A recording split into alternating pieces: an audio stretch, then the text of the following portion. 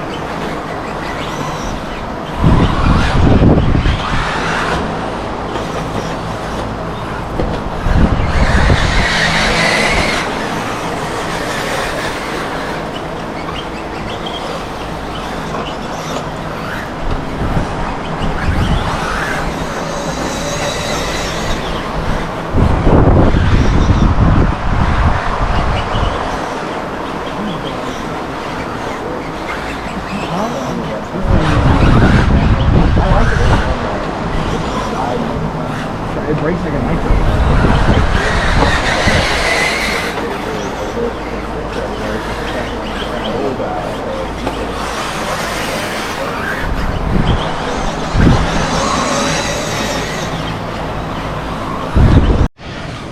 All right, that's a wrap on that one. So tonight we were testing a few things, just getting ready for this big race coming up. So I was testing tires, but also I was testing these new Flashpoint RC 4-dot rear hub plates, and you know, I really like them. In fact, I'm going to keep them on the buggy, both on Nitro Buggy and E-Buggy.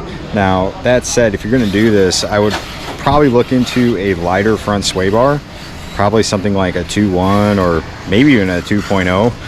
It does lock in the rear a lot, so I feel like a lighter front sway bar would kind of induce that rotation in corner entry. So anyway, definitely check out those Flashpoint rear hub plates, and then if you do that, remember, get a assortment of lighter front sway bars to try out too and see what you think.